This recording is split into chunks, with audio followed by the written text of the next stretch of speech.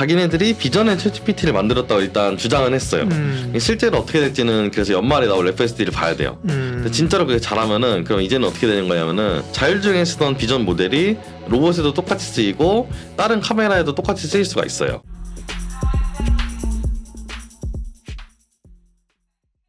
안녕하십니까. 예민수의 경제 토크입니다. 오늘은 미국 주식사관학교 신승우 대표님 오랜만에 오셨는데요. 예, 테슬라 이야기를 하려고 합니다. 어서 오십시오. 네, 안녕하세요. 오랜만입니다. 네, 테슬라 이야기는 좀 할 게 진짜 많아요, 그죠? 맞습니다. 예, 전기차 회사로만 우리는 알고 있는데 일론 머스크가 꿈꾸는 세상이 정말 다양하더라고요, 그죠? 네. 맞아요. 신기한 회사입니다. 그러니까 일론 머스크라는 인물 자체가 신기하고 참 개인적으로는 뭐 우리 입장에서 보면 개인사도 그렇고 좌충우돌하는 것 같지만 기업가 입장에서 보면 정말 혁신가예요. 로봇 얘기를 먼저 좀 하려고 하는데 지난번에 휴머노이드 로봇을 그 IR데이 때 발표를 하고 나서 그동안 사실 우리는 잊혀졌는데 네. 잊어버리고 있는데 뭔가 좀 또 움직임이 있는 모양이죠. 근데 사실 네. 뭐 기술 발전 자체가 사실 그냥 물 밑에서 언제나 계속 있었던 거고 맞아요. 네. 이제 바이오 같은 경우도 사실 최근에 기술 발전이 많았는데 네. 이제 그게 최근에 이제 시장화 좀 평가를 받고 있는 중이고 AI도 마찬가지잖아요. 네, AI도 그렇습니다. 그러니까 뭐 갑자기 느닷없이 뭐 이게 무슨 자다가 튀어오르는 게 아니라 네. 계속 이제 발전과 연구와 이런 게 있다가 시장에 세상에 관심을 갖다가 사라졌다가 또 이제 뭔가 새로운 제품이 나오면 관심을 받는 거죠. 맞아요. 그래서 네. 그런 식으로 로봇도 사실 당연히 발전이 많았는데 근데 사람들이 약간 발전의 양상에 대해서 조금 약간 다르게 보는 게 맞는 게 보통 로봇에서 가장 유명한 로봇 회사다 하면은 보통 보스턴 다이나믹스 같은 회사들 뽑거든요. 그렇죠. 현대차가 인수했던. 네, 네, 네. 근데 그런 로봇들을 보면은 막 진짜 공중제비도 돌고 거의 뭐 닌자 로봇 같은 모습을 보여주는데 근데 문제는 이 로봇이 왜 기존에 들고 있던 구글 같은 회사들이 팔았느냐 하면은 이게 우리가 일반적으로 기대하는 로봇이 하는 역할이랑 좀 달라서 그래요. 그러니까 로봇이라는 게 저희가 기대하는 역할은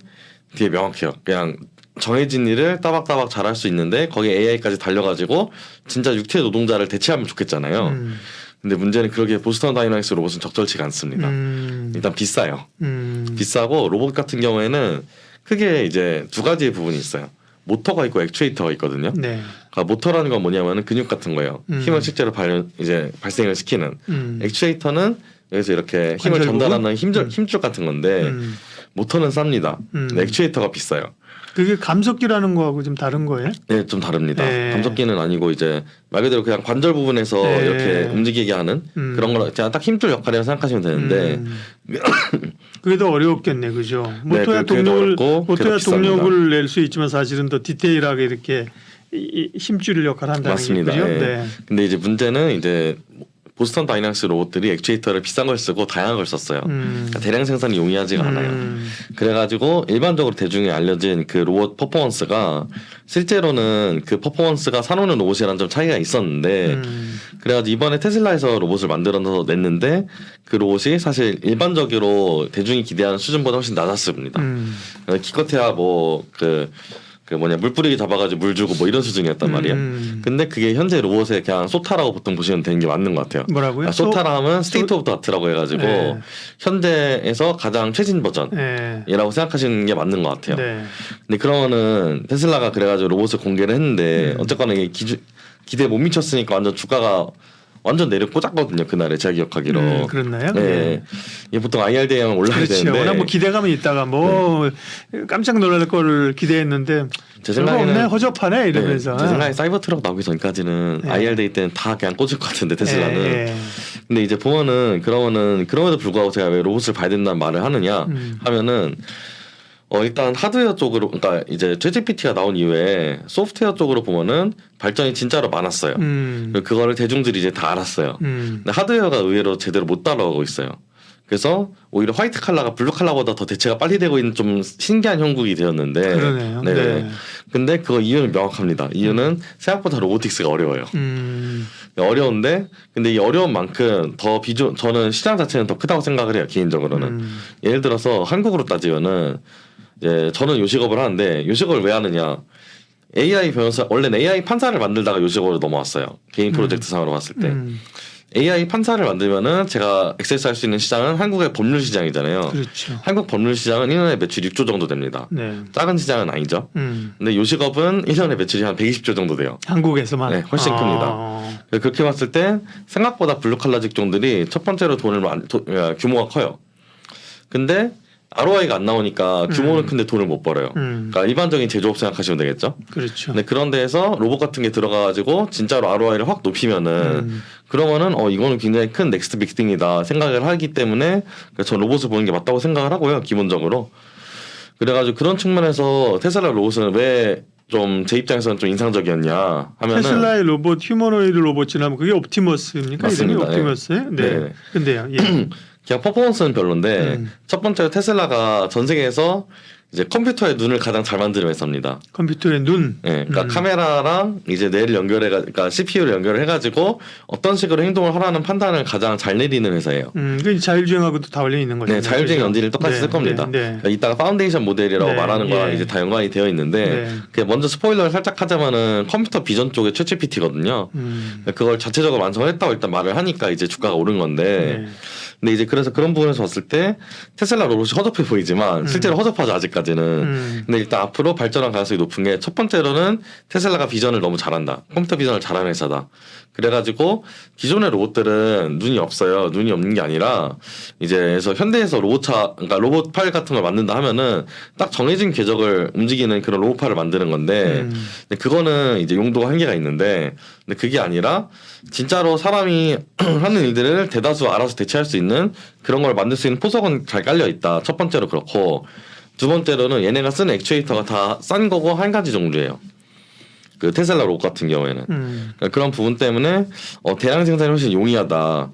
그래가지고 기존에 있었던 그런 보스턴 다이너믹스 로봇보다 훨씬 움직임 자체는 허접해 보일지언정 할 수 있는 포텐셜은 훨씬 크게 열어놓은 게 맞다라고 저는 생각을 하고요.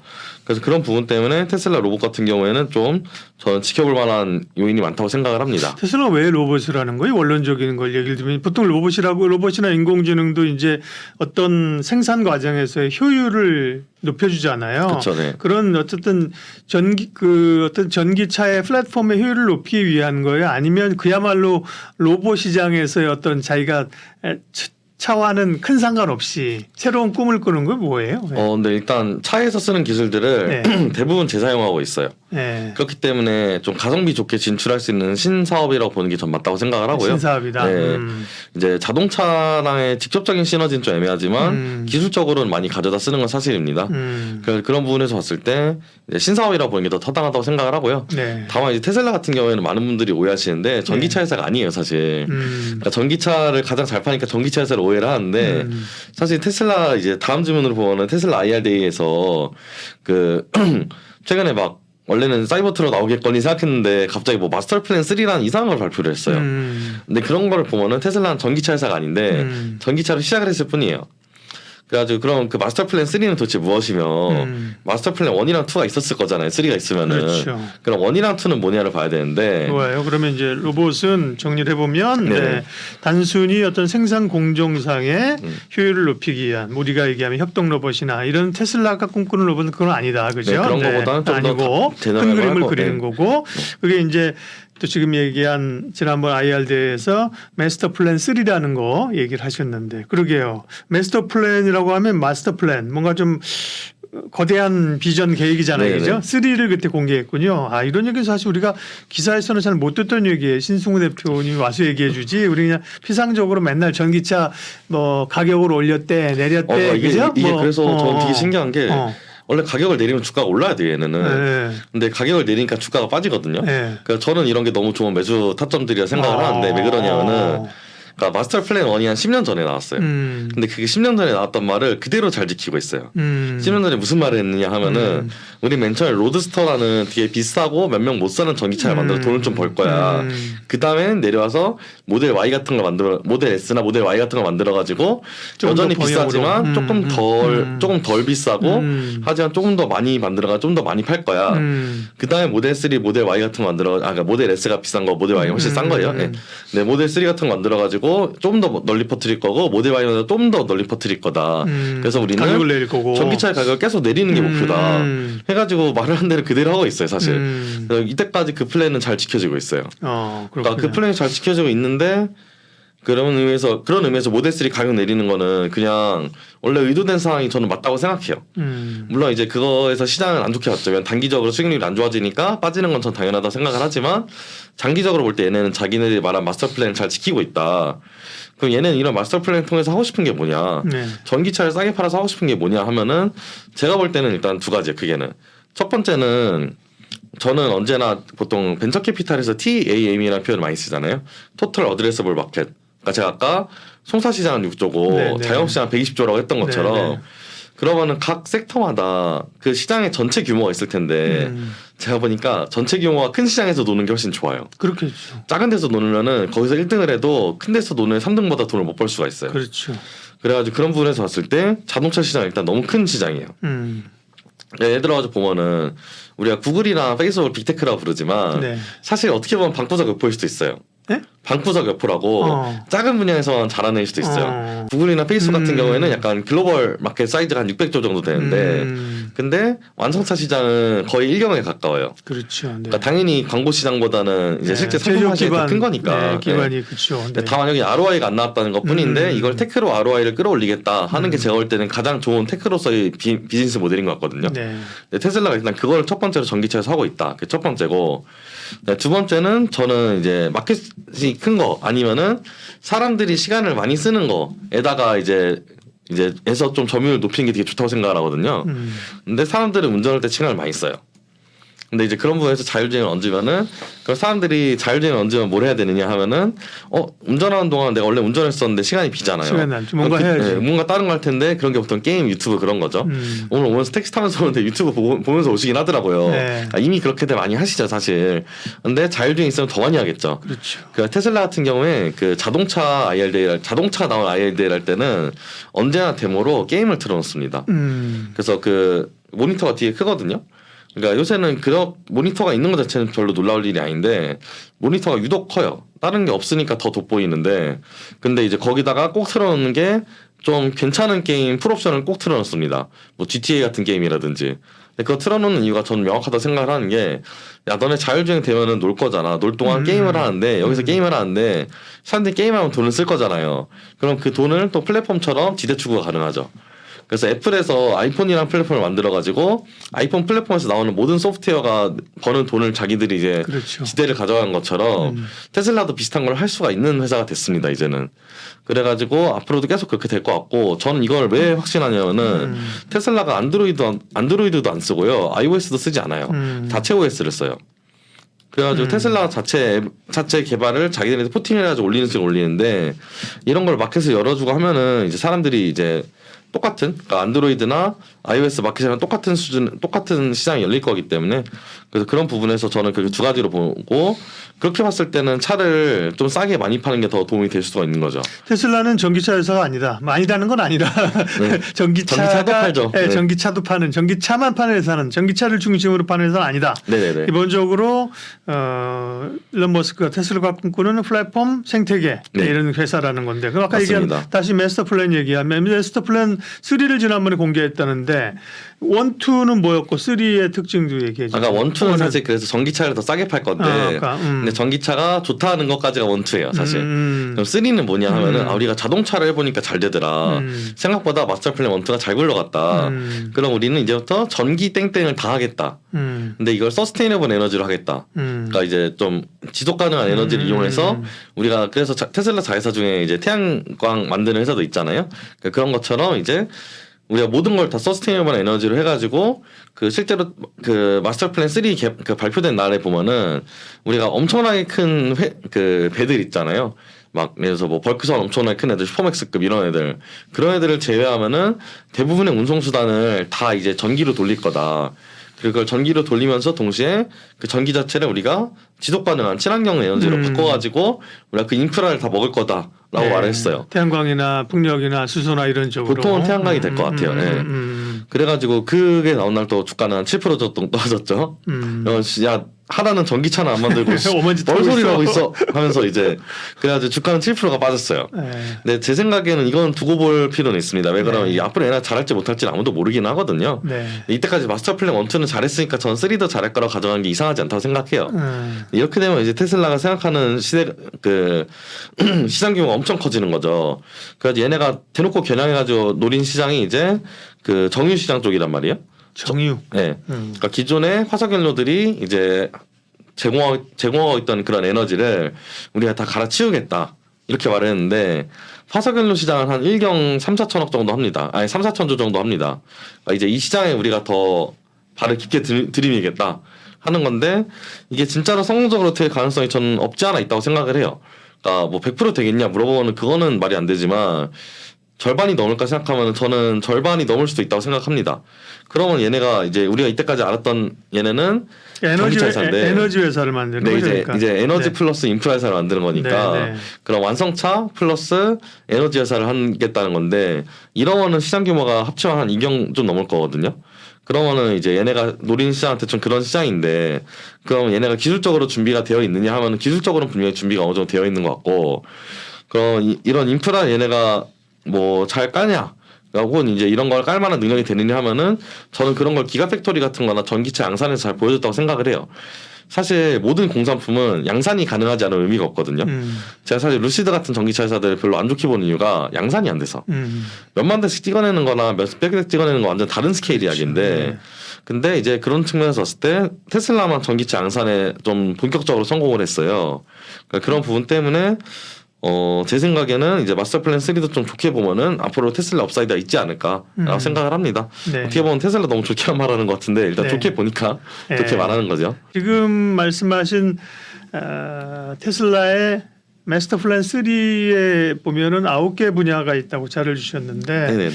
차량 뭐 다 얘기를 할 필요는 없고 그죠? 네네. 차량 디자인, 파워트레인 이건 뭐 전체적으로 전기차의 구동 쪽이고 네네네. 소프트웨어, 자율주행, 충전, 자율주행이나 충전 이런 얘기는 조금 할 필요가 있는데요. 자율주행 관련해서는 현대차도 그렇고 뭐 지금 다 하려고 하는 회사인데 자율주행 쪽에서 테슬라의 현재 현주소는 어때요? 혹은 경쟁력은요? 네. 가장 잘하는 회사라고 보는 게 맞겠죠. 네. 실질적으로. 그러니까 현대차 같은 경우도 크루즈 기능이 괜찮은 편이고 실제로 이제 타보면 잘 하고요. 네. 네. 네. 그리고 뭐 다른 회사들도 어느 정도는 다 합니다. 네. 실제로 폭스바겐 같은 경우에 아예 대놓고 개발자를 더 뽑았고요. 그러니까 개발자를 더 뽑았다는 게 자동차 엔지니어보다 소프트웨어 엔지니어를 더 뽑았어요. 그러니까 그런 정도로 모든 회사가 지금 소프트웨어 다 경주를 하고 있는 건 팩트인데 근데 그런 와중에 어쨌거나 지금까지 가장 잘한 건 테슬라가 맞아 보이기는 합니다. 사람들이 그 말씀들을 보통 많이들 하시는데 테슬라가 데이터가 많으니까 잘한다고 말씀하시는데 사실 데이터는 중국 자동차 회사들이 가장 많아요. 일단 네. 그 캐피브 마켓이 크니까 네. 그렇죠. 그리고 거기는 개인 정보가 없잖아요. 그러니까 거기서는 공산당에서 야 닥치고 그냥 저다 네, 정보 다 제공해 그렇죠. 하면은 네, 네. 하는 회사란 말이에요. 네. 그러니까 실제로 전 세계에서 가장 컴퓨터 비전을 잘하는 나라는 중국이에요. 중국에서 그래서 그런 걸 잘하는데 근데 그럼에도 불구하고 테슬라가 잘하고 있다. 근데 이거 잘하고 있는 건 제가 볼 때는 AI 기술을 되게 잘하고 있는데 실제로 테슬라 같은 경우에 가끔 학교에 나와서 발표를 하거든요. 뭐 그작 같은 걸 하는데 그런 걸 보면 재밌는 이야기들 많이 합니다. 자기네들이 왜 레이더를 뺐는지 그러니까 레이더를 넣어보니까 카메라랑 레이더를 같이 써보니까 오히려 레이더가 노이즈를 주더라. 그래가지고 카메라만 넣는 게 더 잘 되더라. 뭐 이런 얘기를 많이 하거든요. 근데 이제 그런 측면에서 봤을 때 얘네가 그리고 최근에 공개한 건 아니고요.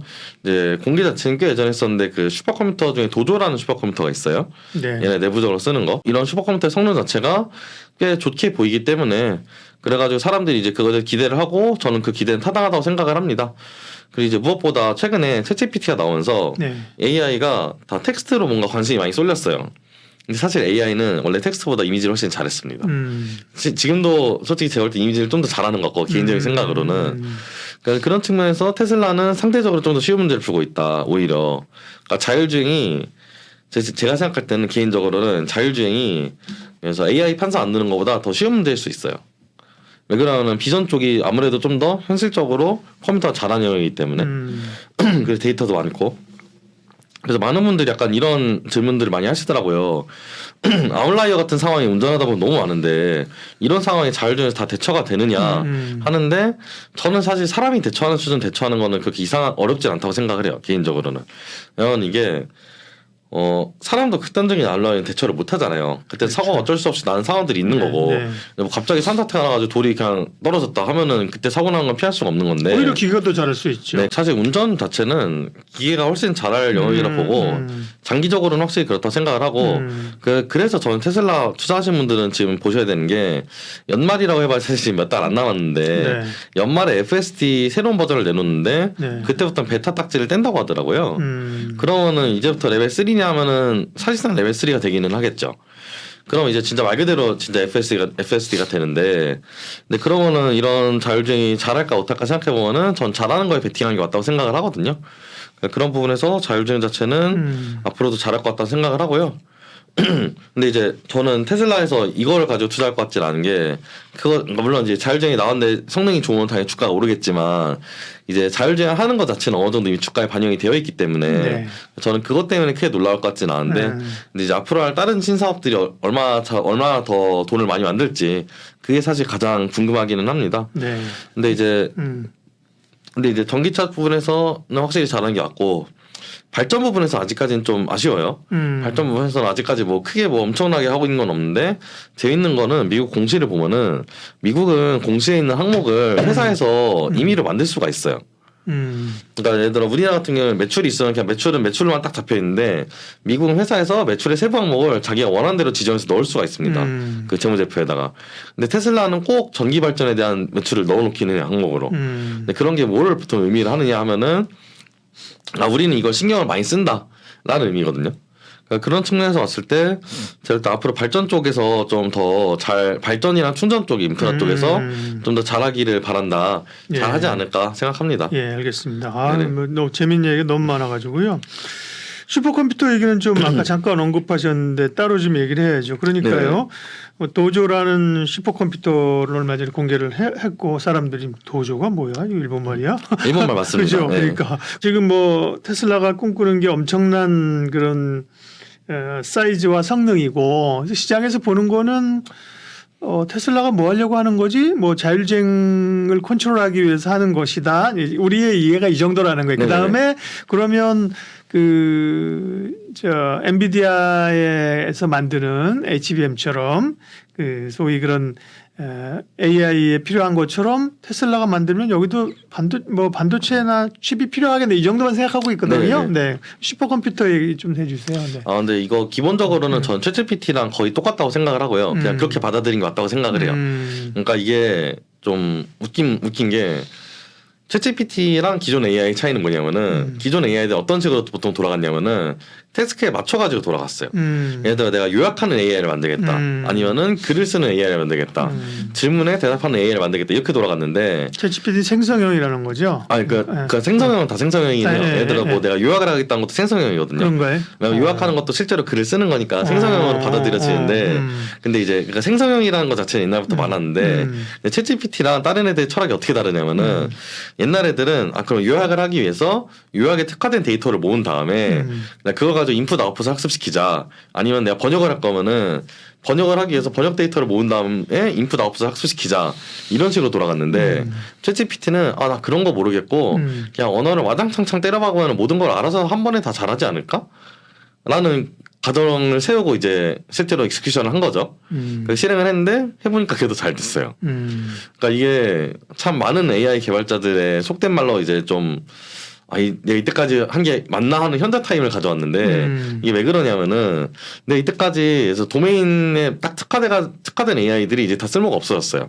그래서 어제 나온 논문이 어떤 게 있었냐면은 텍스트 서머라이제이션 is dead라는 논문이 나왔어요. 그러니까 요약을 하는 그런 AI들만 만드는 그런 분야가 있는데 끝났다 그런데 그냥 챗GPT로 하면 다 된다. 그러니까 꼭 챗GPT가 아니라 라지 랭귀지 모델로 하면 다 된다. 이런 건데 저는 이게 비전 쪽에도 함의한 바가 있다고 생각을 하는 게 비전도 그런 식의 파운데이션 모델을 만들어가지고 어마어마한 데이터랑 어마어마한 계산량을 때려박으면은 예전에는 비전이라는 게 뭐예요? 컴퓨터 비전이라는 게 이제 그 영상 처리나 이미지 처리 같은 걸 통칭해서 비전이라고 보통 말을 합니다.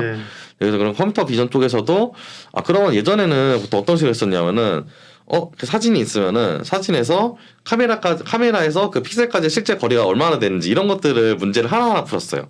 그런 거 풀어가지고 합쳐가지고 자율주행을 하든 아니면 뭐 어떤 이미지 생성을 하든 그런 식으로 했었는데 그냥 지금 와서 보니까 지금 텍스트 쪽에서 그냥 그렇게 태스크를 다 쪼개서 할 필요 없이 그냥 엄청나게 큰 모델을 만들면은 걔가 모든 태스크를 다 잘 푸는데? 라는 이제 거를 증명을 해준 거예요.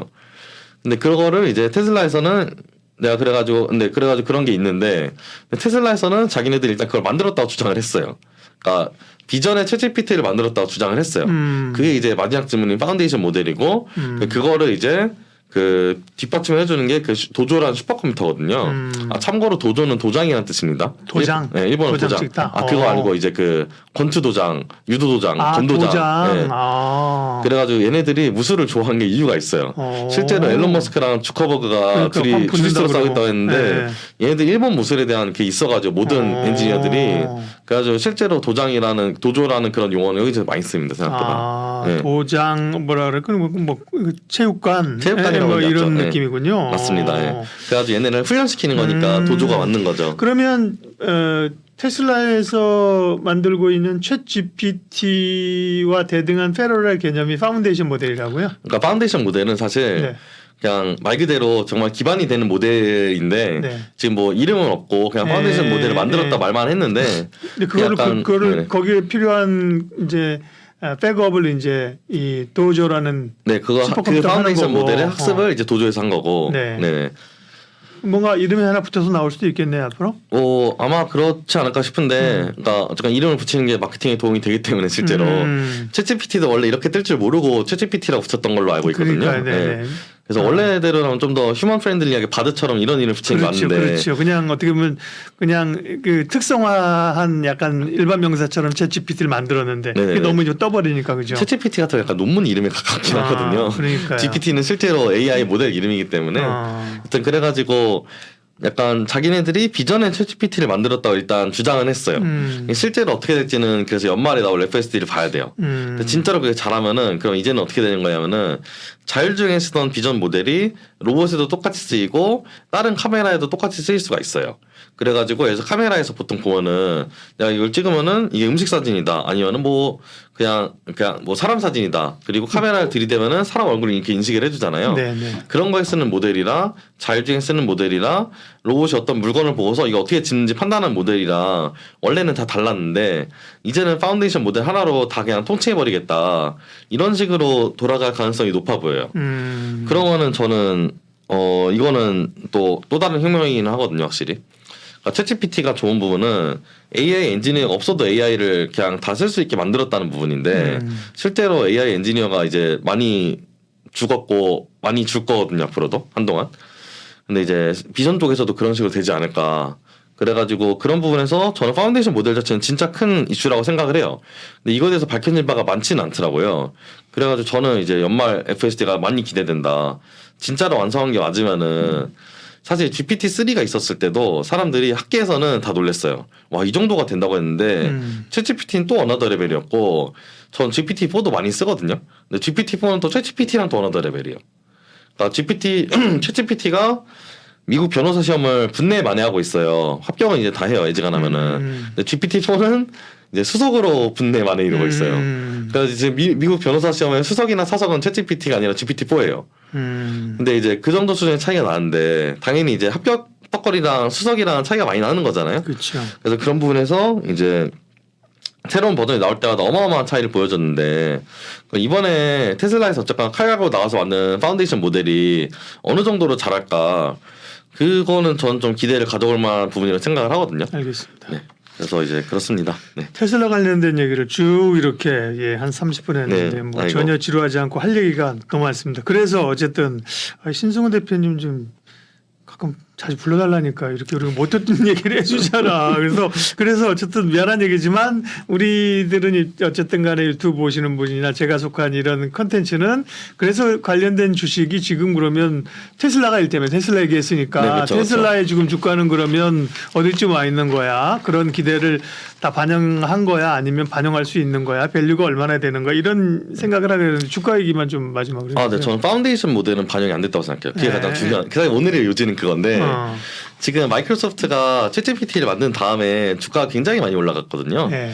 작년 11월이 저점이었고 그때 이후로 제가 알기로 50% 이상 올라갔던 걸로 기억을 하는데 주가를 좀 볼까요, 저도? 네. 이월 투 데이트를 볼 때 37% 정도 올랐는데 근데 테슬라는 왔다 갔다가 지금 너무 심해요. 언제나 얘네는 왔다 갔다 너무 심한 주식인데 근데 파운데이션 모델에 대해서는 지금 공개된 게 별로 없으니까 시장 기대감도 확실히 안 먹은 것 같거든요. 근데 이게 나와가지고 진짜 챗GPT 같은 느낌의 뭔가 그걸 준다 하면은 저는 더 가는 게 맞다고 생각을 하고요. 굳이 그게 아니더라도 테슬라는 그냥 빠지면은 알아서 언젠가 오르더라고요. 이게 테슬라의 특징 중 하나가 그러니까 수급 측면에서의 특징을 보면은 테슬라는 기관이 좀 상대적으로 그러니까 상대적으로 이제 언제가 상대적으로 덜 담는 주식 중에 하나예요. 근데 이게 왜 덜 담냐 하면은 주가가 그 큰 주식이 막 50%씩 빠졌다가 다시 올라갔다 그러는데 기관들 싫어하죠 그런 거. 네, 기관들은 그런 거 담기 어렵거든요. 그렇죠. 그런 거 있으면은 스탑로스 걸려가지고 쭈르르르 밀릴 텐데 그런 펀드 매니저 실적이 어떻게 되겠습니까? 그렇죠. 그래서 기관들보다 개인이 많이 담고 있는 종목이 실제로 맞아요. 개인이 흔들리지 않고 뭐 흔들리던 뭐 오르던 그냥 꿋꿋이 가져갈 수 있는 주식으로는 훨씬 더 좋다. 제 생각에는 뭐 꿋꿋이 가져가는 거 이전에 그냥 뭔가 떨어져가지고 그러니까 앨런 머스크가 무슨 뻘짓을 하면 떨어지거든요. 그렇지. 그럴 때 갑자기 막 코인 뭐 마스터 코인이다 막 이런 소리 하면 떨어져요. 그럴 때 사면 너무 좋다. 노이즈가 있을 때 오히려 그죠. 오히려 노이즈가 있을 때 사면은 노이즈가 있을 때 가격이 많이 떨어지는데 그렇죠. 좀 과하게 떨어져요. 근데 제가 볼 때 이건 기관 스탑로스인 것 같아요. 솔직히 진짜로. 근데 그렇게 떨어지면은 그런 거 원래 받아먹는 게 진짜 꿀 같은 트레이딩인데, 그러니까. 이게 나쁘게 말해서 남이 손절한 거 받아먹는 게 꿀 같은 트레이딩인데 이제 개미도 맨날 기관한테 털리잖아요. 이렇게 기관 스탑로스 받아먹는 게 좋은데 그렇게 참 좋은 종목이다. 그래가지고 테슬라 같은 경우에는 기사가 뜰 때도 재밌는 게 그 뉴욕타임즈에서 테슬라 기사가 한번 떴는데 그 주주들 세그멘트를 나눠놨어요. 근데 그 중에 세그멘트 중에 코리안 리테일 인베스터가 있어요. 한국 개미 주주가 한 4%인가를 들고 있어요. 말도 안 되는 수준이거든요. 근데 미국도 똑같아요. 미국에서 리테일 인베스터가 꽤 들고 있어요. 그러니까 퍼센트로 나올 정도로. 그러니까 그런 의미에서 테슬라는 그냥 빠지면은 살만한 종목은 맞는 것 같다 확실히 라고 생각합니다. 알겠습니다. 잡히지 않는 미국 물가 얘기를 하겠습니다. 결국 물가 얘기를 하는 거는 금리하고 통화 정책. 투자자 입장에서 사실 제일 중요한 거는 뭐 물가보다는 금리잖아요, 그죠? 그쵸. 근데 그게 이제 금리를 좌우하는 게 물가인데 물가가 이제 작년에 워낙 올랐던 게 이제 떨어지기 시작하면서 YOY로 이제 뚝뚝뚝 떨어졌잖아요. 맞습니다. 잘 잡히고 있죠. CPI가 뭐 9.1인가 9.3까지 가지 않았어요? 맞아요. 거기서 뭐 7, 6, 3까지 뭐 이렇게 내려왔는데 3점 몇까지. 이제 그런 소위 역기저효과가 사라지면서 그리고 이제 유가도 좀 오르면서 다시 좀 오르는 국면인데요. 근데 연준이 원하는 수준만큼 잡히려면 시간이 걸리는 건가요? 제가 그러니까 이번에 CPI 사실 CPI를 볼 때 물론 CPI 전체 수치도 중요합니다. 왜 그러냐면 이제 사람들이 CPI 보고 트레이딩을 하니까 주식이 CPI에서 딱 결정이 되는 부분이 있는데 근데 사실 이제 약간 개별주 투자를 한다고 하면은 CPI 브레이크다운을 해서 보는 게 훨씬 중요해요. CPI 브레이크다운. 네, 그러니까 어떤 분야에서 안 잡히고 있는지. 근데 그거 볼 때 딱 세 가지예요. 트랜스포테이션, 그 다음에 에너지, 그다음 쉘터. 이게 딱 세 가지인데 트랜스포테이션은 오르는 게 맞아요. 왜냐면 코로나 때 안 했다가 지금 더 이제 뜨는 거니까 그거는 오르는 게 당연히 맞습니다. 그렇죠. 그거는 잡을 이유가 없고 그거는 그래서 10% 정도 올랐어요. 걔는 그냥 YO를 10% 올랐는데 그거에 대해서는 아무도 말을 안 하죠. 저는 제 생각에도 그거에 대해서 별로 뭐 투자자들을 더 볼 건 없는 것 같고요. 나머지 두 가지를 저는 보는 게 중요하다 생각을 합니다. 유가랑 이제 쉘터인데 에너지하고 쉘터는 이제 주거비. 네, 주거비. 예. 근데 이제 그걸 봤을 때 최근에 워렌 버핏이 이제 주거비 관련해 가지고 베팅을 하나 한 게 있어요. 그거랑 엮어서 봤을 때 어떤 식으로 로즈 잡는 게 맞을지를 저희 쪽에서 생각해 놓은 게 있는데 그걸 좀 말씀드리는 게 오늘 주요 내용이 될 것 같습니다. 네. 일단 유가부터 간단히 짚고 넘어가면은 이제 유가에 대한 저희 전망 어떠냐면은 뭐 전망인데 이거는 저희 전망 어떠하냐 하면은 유가는 국제관계랑 당연히 밀접하게 연관이 있는데 그렇죠. 원래 국제관계상 어떤 식으로 역학과 운조가 이루어지냐면은 반미 국가들이 꼭 유독 산유국이 많습니다. 근데 그런 국가들이 최근에 미국이랑 좀 잘 지내요. 베네수엘라 같은 나라나 이란 같은 나라가 최근에 미국이랑 잘 지내요. 그러니까 잘 지낸다는 게 무슨 말이냐면은 우리 이제 친해요 이게 아니고 미국에서 원래 생천 걸었던가 제재 걸었던 거를 아름아름 하나씩 풀어줘요. 근데 이제 제 측면에서 사우디는 어쨌거나 친미 국가예요. 근데 얘네는 오히려 지금 원유 스탠스에서는 미국이랑 좀 반대예요. 그냥 사실 뭐 밀접한 관계 이런 거는 제 생각에는 그러니까 이게 국제관계를 볼 때 국제관계 뉴스를 볼 때 해석하는 방법이 뭐가 있냐면은 내가 공동 기자회견을 했다 하면은 거기 있는 말은 믿어도 돼요. 근데 그게 아니면 나머지는 다 립서비스예요. 혼자 얘기하는 네. 거는. 그러니까 그러니까 개별적으로 기자회견하면은 그거는 거기서 거짓말하진 않겠지만 그냥 의미 있는 소리는 없었단 소리고 기자회견을 아예 안 한 경우가 있거든요. 그러면은 그거는 그냥 그냥 악수하고 온 겁니다. 네, 악수하고 뺨 때리고 온 거예요 서로 그냥. 네, 그래서 중국이랑 미국이랑 보통 만나면 기자회견이 없어요. 그런 경우에는 그냥 악수만 하고 온 거예요. 성과가 없다는 네. 거죠. 그래서 그런 측면에서 봤을 때 사실 사우디랑 미국 사이에서의 이제 있어야 되는 시그널은 딱 하나예요. 그냥 감산할지 증산할지 그건데 미국은 지금 증산하길 바라겠죠. 사우디가 지금 증산 시그널을 보내진 않잖아요. 그렇죠. 그러니까 아직까지는 그냥 얘기 중인 거예요. 근데 이제 저는 그 사우디보다는 어떤 나라들을 보고 말씀을 드린 거냐면은 이란이나 베네수엘라를 보고 말씀을 드린 거거든요. 베네수엘라 같은 경우에 이제 정유사들이 들어갔는데 그 들어갔던 정유사 시설들을 다 국유화를 해버렸어요. 베네수엘라에서. 네. 그러면서 이제 정유사들이 다 빠지면서 세계 최대의 산유국 중 하나지만 가난한 나라가 된 건데 제대로 이제 생산 시설을 돌리질 못하는 거는 네네네. 그죠? 예. 근데 이제 그런 걸 쉐브론에서 가진 생산 시설 같은 게 다 묶여 있었는데 그런 거 묶인 거를 미국 제재 때문에 쉐브론에서 들어가서 풀고 싶어도 풀지를 못해요. 근데 최근에 그런 걸 좀 풀어주고 있어요. 왜 풀어주냐 하면 이유는 명확한. 제가 볼 때 이유는 명확한데 야 거기서라도 석유해가지고 좀 증산해가지고 유가 좀 낮추자 이거예요. 그래가지고 제가 볼 때는 미국 쪽에서 쓸 수 있는 카드가 되게 많아요. 그러니까 석유 가격을 낮추기 위해서 전략 비축 방출 이외에도 쓸 수 있는 카드들이 있기 때문에 제가 볼 때 유가가 지금 수준에서 막 $100를 찍고 더 올라갈 거라고 생각하진 않아요. 근데 그 대신에 어떤 걸 보셔야 되냐면 그래서 이란이랑 베네수엘라 같은 나라들이랑 제재가 어떤 식으로 약간 살짝 풀어주는지 그런 걸 봐야 돼요. 그걸 더 풀어주면 유가를 더 낮추려고 노력한다는 소리거든요. 그래서 거기서 진짜 막 이란이랑 진짜 갑자기 통크게 협정을 한다. 그러면은 이제 쓸 수 있는 카드를 다 쓴 거예요. 근데 그때도 유가가 안 잡혔다. 그러면 그때는 유가 상방 베팅을 보는 게 맞아요. 제 생각에는.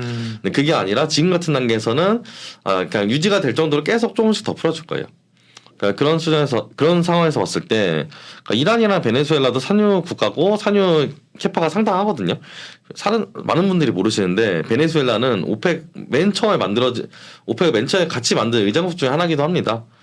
그런 측면에서 봤을 때 생각보다 이제 이란이나 베네수엘라 같은 나라들이 미국 제재에 의해서 이제 자기들이 가진 캐파보다 산유를 못 하고 그러니까 이제 증산을 못 하고 있었는데 그런 부분을 계속 조금씩 풀어주고 있어요.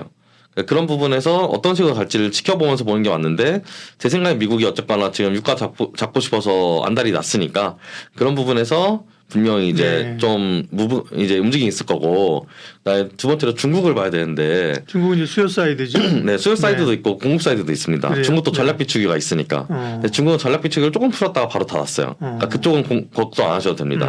근데 이제 수요 사이드에서 보면은 중국이 생각보다 수요가 잘 안 늘어요. 그러니까 이게 저는 사실 제가 이번에 가장 크게 틀린 베팅 중에 하나가 중국이 리오프닝을 하면서 뭔가 잘 가지 않을까 싶었는데 잘 못 가요.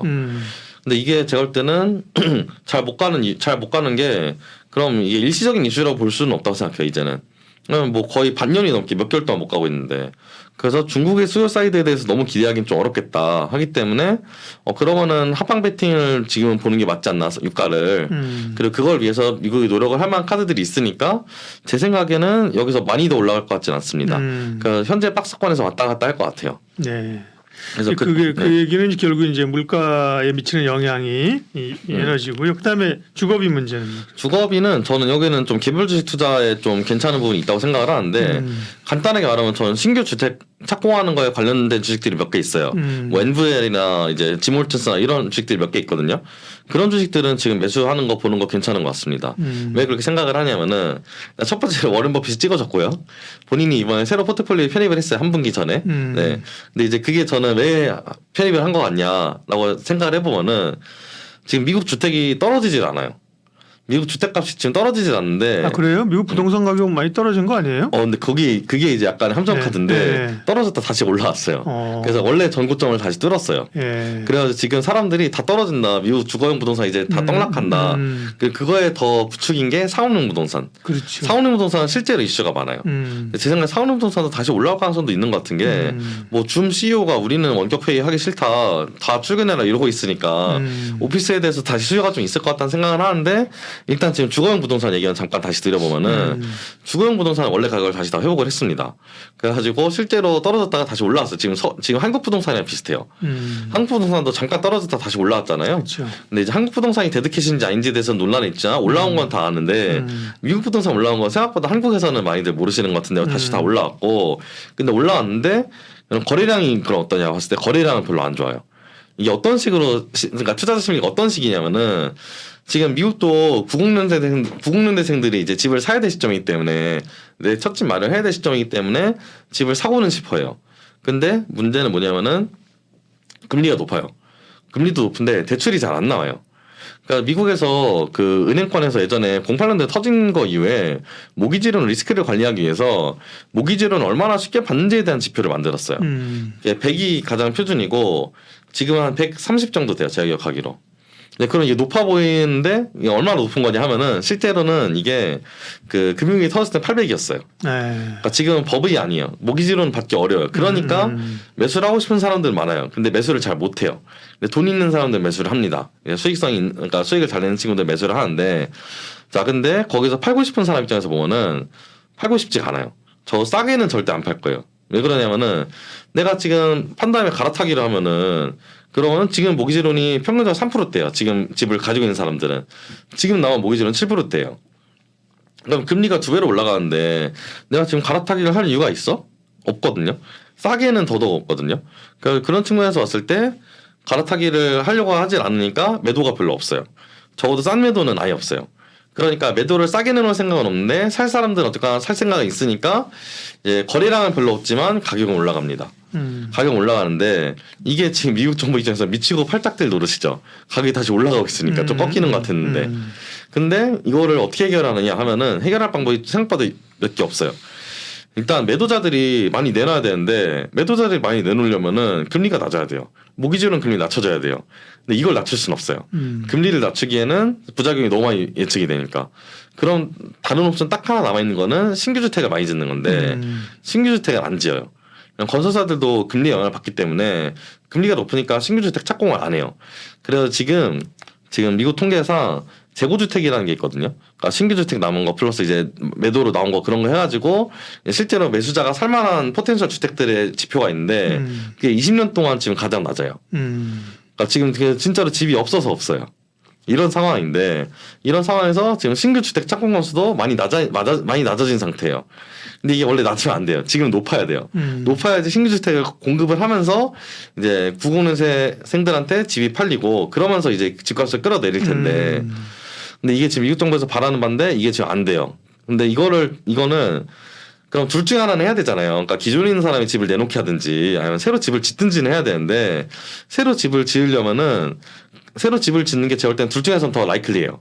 왜 그러냐면은 새로 집을 짓는 거는 얘네한테 세제 혜택만 주면 돼요. 세제 혜택은 금리는 이제 금리는 건드리지 않으면서 신규 주택 자체는 끌어올릴 수 있거든요.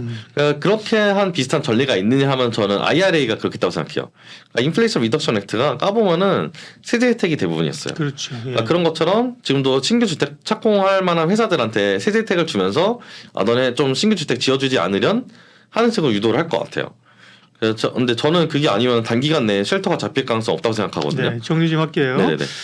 그러면 개별 그 에너지나 부동산 관련된 개별 투자 아이디어는 이제 말씀하신 것도 그렇고 참고하면 되고 네네네. 전체적으로 보면 에너지가 유가가 다행히 급등하면서 그죠?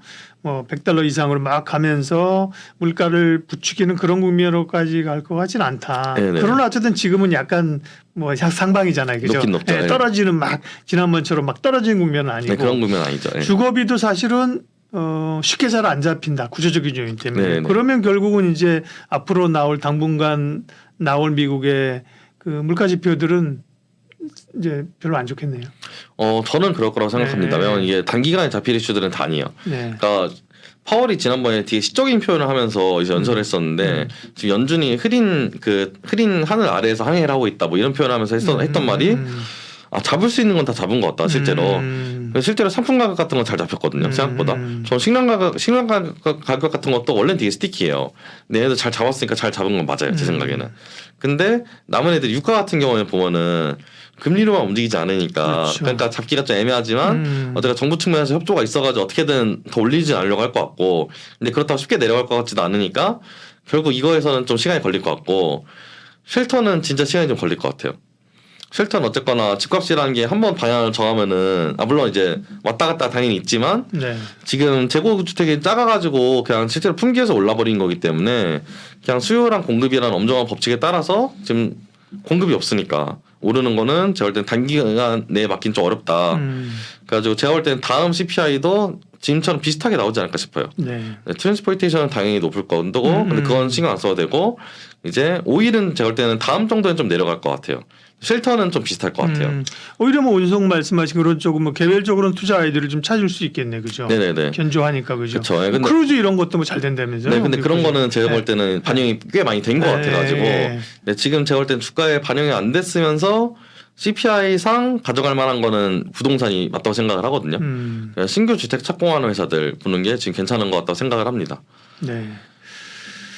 미국 그 마지막으로 네. 네. 미국 주가는 뭐 우리야 지금 뭐 사실은 미국 눈치 보고 그죠? 네. 물가 보고 FOMC 보고 우리는 추석도 있고 막 이렇고 사실은 우리는 또 양도세 문제도 있고 내부적으로 그쵸, 그죠? 네. 그런데 미국은 빅테크들이 좀 주도하다가 주춤하잖아요. 미국 증시 흐름이 괜찮아요? 아니면 미국도 빅테크들을 좀 우려감이 높아요? 어떻게 보세요? 솔직히 지금 우려감이 높다고 보기는 좀 어려운 것 같은데요. 근데 다만 올해 너무 달리긴 했죠, 솔직히. 저는 금리 인하라는 컨센서스를 가지고 좀 달렸던 것 같은데. 미리. 근데 인하는 제가 볼 땐 좀 넘어간 것 같거든요. 그렇죠. 지금 뭐 인하하겠다는 시그널도 전혀 안 보내고 있고 한데 너무 빨리 달린 건 아닌가 해가지고 조정을 받는 건 전 피할 수 없다고 생각을 하고요. 다만 이제 그거랑 별개로 그런 펀더멘탈이 이상하거나 지금 가격이 비싸냐 하면 저는 그렇진 않다고 생각해요. 왜 그러냐면은 이제 AI가 실제로 그러니까 저는 AI가 이번에 화두라고 생각하기는 하거든요. 특히 IT 빅테크에서는. 근데 구글이랑 페이스북은 AI를 이미 잘 써먹고 있던 회사였고, 근데 마이크로소프트나 어도비 같은 회사들은 기존에는 AI랑 살짝 거리가 있었는데 이제는 너무 잘 써먹을 회사들이 됐어요.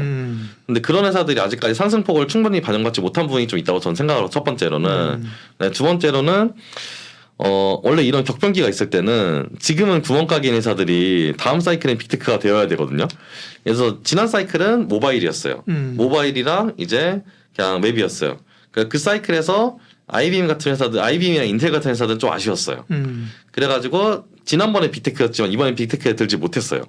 그렇죠. 근데 그 사이클이 이번에도 똑같이 도는데 그래가지고 실제로 원래는 빅테크에 넷플릭스가 있었지만 이제는 소리 소문 없이 사라졌잖아요.